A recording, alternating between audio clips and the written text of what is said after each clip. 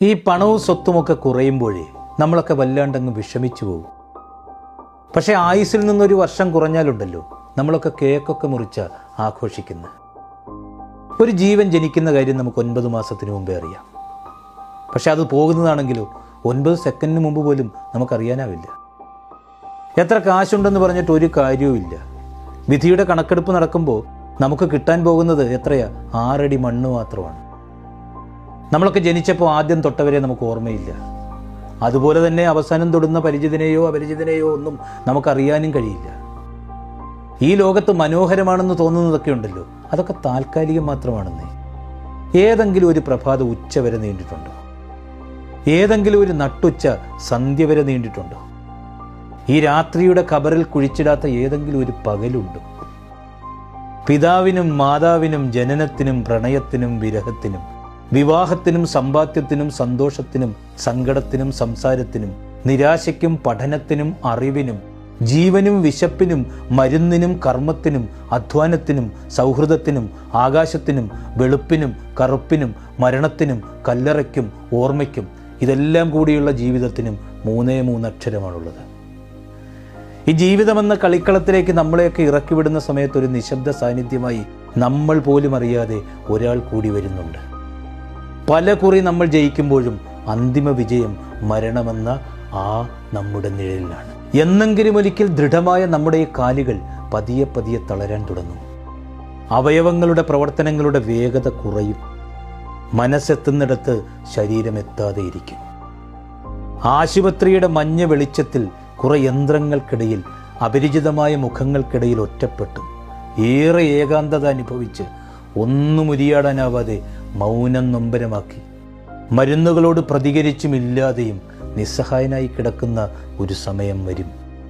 നേടിയെടുത്തതും വെട്ടിപ്പിടിച്ചതും നമ്മുടെയൊക്കെ ഇണക്കങ്ങളും പിണക്കങ്ങളും എല്ലാം തീരുന്ന ആ ദിവസം. കൂടെ നിന്നവരും ഒപ്പം ചേർത്ത് പിടിച്ചവരും പേടിക്കേണ്ട ഞാനില്ലേ എന്നൊക്കെ പറഞ്ഞവരും എല്ലാവരുടെയും മുമ്പിൽ നമ്മളിങ്ങനെ കിടക്കും. മഴയോ വെയിലോ കാറ്റോ തണുപ്പോ ഒന്നും ഏൽക്കാതിരിക്കാൻ നമ്മൾ ചവിട്ടിയ മണ്ണ് നമ്മുടെ മുകളിൽ വീഴുന്ന ഒരു ദിവസമുണ്ട്. ഈ ഓട്ടങ്ങളെല്ലാം അങ്ങ് അവസാനിപ്പിച്ച് എല്ലാ തിരക്കിൽ നിന്നും അകലുന്ന ഒരു ദിവസം.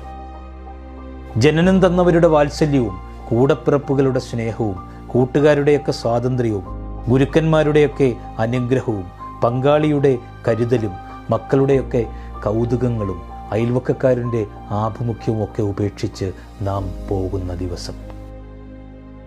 ശരീരത്തിൻ്റെ ഈ തടവറ ഭേദിച്ചുള്ള ജീവന്റെ പറക്കലാണത്. ഒരു നിമിഷത്തെ ഞെട്ടലാണ്, ഒരു മണിക്കൂറിലെ ആശങ്കയാണ്, ഒരു ദിവസത്തെ ദുഃഖമാണ്, ഒരു വർഷത്തെ ആചരണമാണ്, ഒടുവിൽ മറവിയിലേക്കുള്ള മടക്കമാണ്. നമ്മളെയൊക്കെ ഇങ്ങനെ പെറുക്കിക്കൂട്ടിയെടുത്ത മണ്ണിലേക്ക് നമ്മളെ തിരിച്ചേൽപ്പിക്കുന്ന ഒരു പ്രക്രിയ. ശരീരം മരണത്തോട് ചോദിച്ചു, നീ വരുമ്പോൾ എനിക്ക് എന്താണ് ഇത്ര വേദന? മരണം മറുപടി പറഞ്ഞത് ഇങ്ങനെയാണ്, നിന്റെ ജീവനായ ആത്മാവിനെ ഞാൻ വേരോടെ പിഴുതെടുക്കുകയാണ്. നിനക്കുണ്ടാകുന്ന തീവ്രമായ നഷ്ടബോധത്തിൽ നിന്നുള്ള പ്രാണന്റെ പിടച്ചിലാണത്. ഈ ശ്മശാനത്തിനൊക്കെ ഇത്ര നിശബ്ദത എന്താണെന്നറിയാം? വെട്ടിപ്പിടിച്ചവരെല്ലാം അതൊക്കെ അവസാനിപ്പിച്ച് ഉറങ്ങിക്കിടക്കുന്ന സ്ഥലമാണെന്നേ അത്.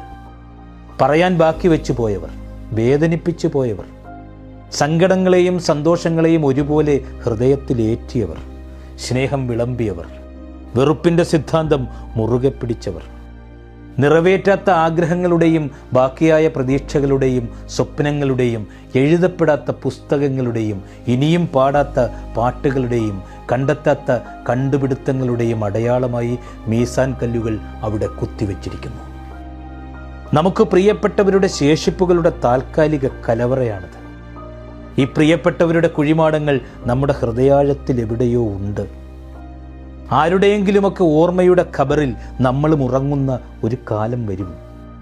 ഉറ്റവരെ നഷ്ടപ്പെട്ടതിന് ശേഷം ഉരുണ്ടുകൂടുന്ന ഏകാന്തത അനിവാര്യമായ വിഷാദ ദശയാണ്.